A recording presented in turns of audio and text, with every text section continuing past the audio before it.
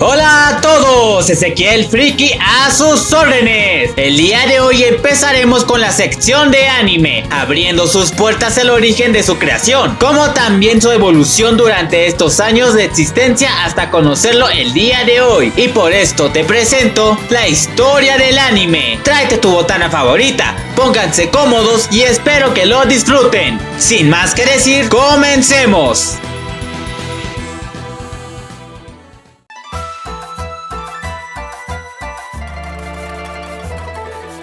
Japón, o también conocido como el Sol Naciente, amado por el mundo y por la gran disciplina en sus habitantes, como su cultura, gastronomía, educación y rico de lugares fantásticos gracias a su biodiversidad, generalmente es más conocido a su entretenimiento que ha alcanzado a niveles globales, con una animación única y con diversos catálogos al público, que se quedará en la historia del entretenimiento llamado el anime. Pero antes de hablar cómo logró llegar tan lejos, primero debemos retroceder unos años atrás para entender sus orígenes como su desarrollo. Y para eso hablaremos de la historia que formó el anime, el encargado de mostrar el primer boceto de la historia, cuyo nombre es el manga. La palabra manga está compuesta por dos kanji, man, que significa informal, y ga, dibujo, traducido como dibujo informal, debido a su animación caricaturesca, caprichosa o simplemente garabatos. Sin embargo, los primeros grabados que se muestran en activo en la estética manga lo encontraremos en la obra Shoujo Giga, realizada a mediados del siglo XIII, que son una serie de dibujos con carga satírica representando animales. Están atribuidos a Toba no Soyo, personaje que vivió en los siglos XI y XII. Solo se conservan algunos ejemplares en blanco y negro, cosa que en la actualidad se sigue respetando a la evolución del manga, sin contar que en el periodo Edo se desarrolló el movimiento artístico ukiyo-e, grabados a estampitas tradicionales japonesas, y estas representaciones gráficas incluían narraciones describiendo lo que en ellas se mostraba. Se puede comparar remotamente a lo que después sería el género del manga. De hecho, el pintor Katsushika Hokusai fue quien dio el primer paso del modo artístico del manga, creando historietas de forma variada con títulos muy interesantes como también divertidas. Gracias a su libro Hokusai Manga, mostrando paisajes dentro del contenido para sus historietas, como también momentos dedicados al Japón en esta época. Ahora pasamos al siglo XX y el dibujante Yasuji Kitazawa fue el autor de una historieta llamada Tagosaku Tomokube no Tokyo Kenbetsu. Su obra, en 1902, se considerada oficialmente como el primer manga en la historia, debido a su forma y características similares a las actuales. En él se narra la historia de dos campesinos que realizan un viaje para hacer turismo en Tokio. Como son personajes rurales con poco conocimiento de la vida moderna de la gran ciudad, al llegar se comportan de una forma tanto tonta como graciosa. Después, en los años 20 y 30, se popularizó el manga ofreciendo a los niños y jóvenes en la época. Fue en este momento cuando se empezaron a exportar fuera de Japón para el consumo genérico como un estilo de entretenimiento. Pero lo que nunca se imaginaron fue que gracias a los eventos después de la Segunda Guerra Mundial, cuando Japón, al ser atacado por Estados Unidos lanzándole las dos bombas nucleares en Hiroshima y Nagasaki, el consumo del manga se generalizó y se estableció firmemente como una industria. En esta época, Japón demandaba la necesidad psicológica de mirar hacia otro lado por el sufrimiento padecido años atrás. Esto supuso una oportunidad para el manga, ya que cubría la necesidad, aparte de un bajo coste que se suponía adquirirlo en una grave situación económica del momento. Pero gracias a todo esto, finalmente se creó un nuevo entretenimiento visual, que se convertiría en el pilar más importante de la industria japonesa, convirtiéndolo en sus garabatos animados en movimiento, y que todo el mundo lo conoceríamos nada más ni nada menos que el anime.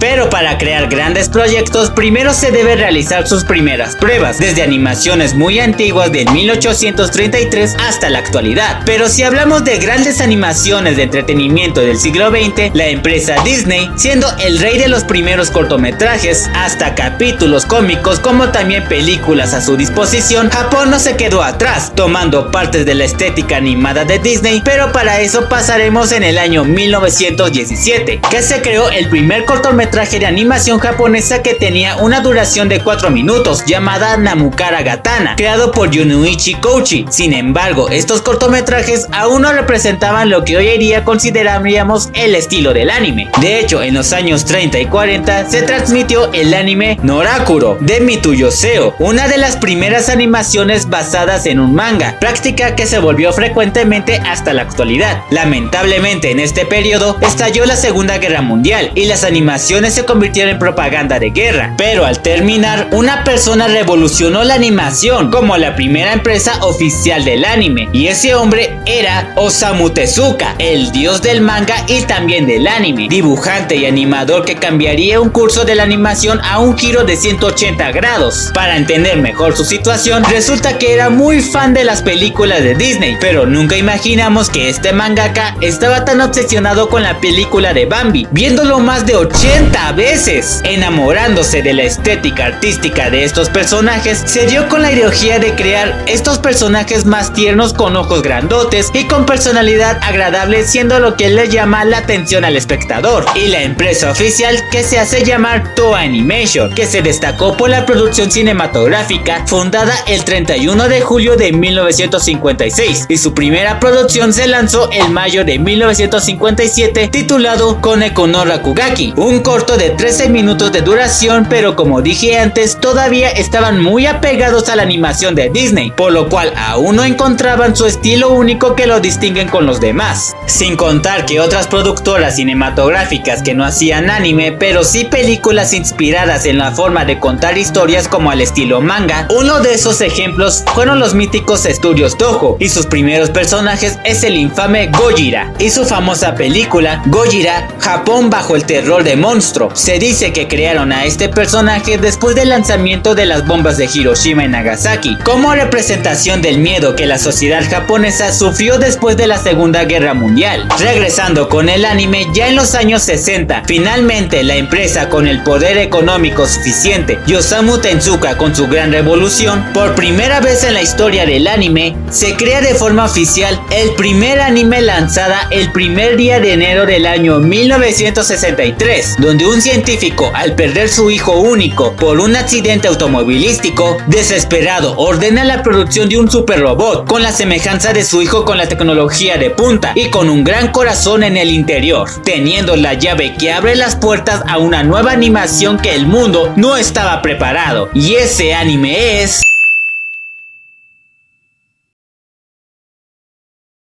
¿Qué rayos es esa cosa? Es una pieza clásica, es lo que es. Gracias a este boom, se dio siguientes surgimientos de anime con la misma estética. De hecho, en los años 60 en Japón comenzaron a popularizarse el subgénero de los robots gigantes, también conocido como mechas, siendo una producción a blanco y negro. Pero en los años 70 el género de los robots gigantes empezaron a popularizarse con series legendarios como Mazinger Z o Gundam, que habitualmente luchaban contra monstruos inspirados por la estética de Gojira. Después de eso, Toei Animation obtuvo grandes proyectos de animación, teniendo grandes clásicos como Dragon Ball, Sailor Moon, Los Caballeros del Zodiaco, Yu-Gi-Oh, Digimon, entre otros. Pero no era el único. De hecho, los estudios Ghibli también hicieron su animación, a pesar de que no tenga la estética que el anime siempre utiliza, lo cual su animación lo crearon de una forma orgánica en sus películas, y fue muy aceptada debido a su simplicidad como también por sus historias. Durante el paso del tiempo, el anime anteriormente se dedicaba más a los jóvenes y niños, pasando de diferentes géneros dedicados a un tipo de espectador muy diferente. Y estos géneros son...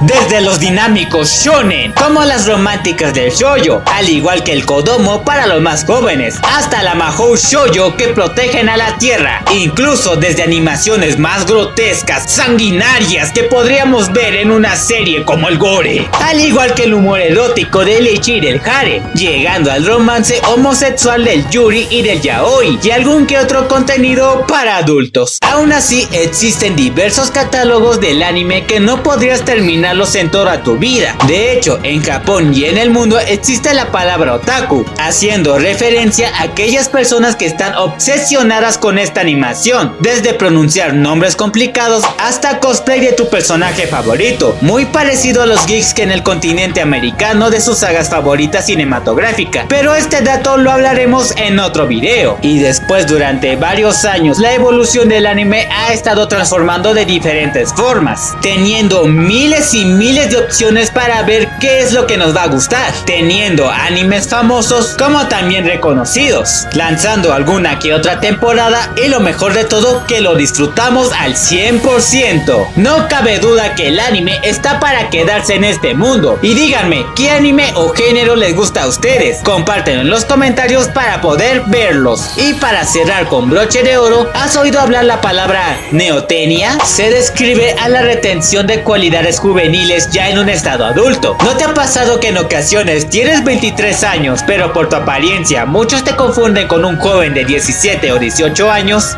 Es debido a este cambio físico. ¿Pero por qué sucede? Ya que en los animales, como también en los humanos, tienen rasgos más jóvenes según en la ciencia, debido gracias a ser amables y comprensibles ante nuestra evolución. En vez de ser agresivos como un rostro grueso o mal empleado, podremos ser neotenios mediante de nuestras acciones amables, como también el deseo de aprender más. Curiosamente, los asiáticos tienen estos rasgos, siendo la neotenia a sus rasgos faciales físicos, dándonos la idea de ser tiernos y cariñosos. Y en el anime manipula mucho este tipo, especialmente en los personajes femeninos, dado que estos rasgos de niño, donde nosotros los seres humanos amamos a esta clase de estética, sin contar con los chibis que son cabezas enormes con ojos grandotes de tus personajes favoritos, da este toque único que lo caracteriza al anime actual. Ahora bien, tengo realizado hacer dos videos aparte, uno que hable la historia del origen del otaku y el segundo cómo ha evolucionado el género del anime, para que activen la campanilla y descubrir más de sus orígenes. Y bien, ¿qué les ha parecido? Sé que fue muy extenso pero completo ante la historia. Su presentador Ezequiel Friki se despide. Nos veremos en otro video. Pon un like si te gustó, compártelo con tus amigos, suscríbete a mi canal y lo más importante de todo, que te hayas divertido. Sayonara a todos.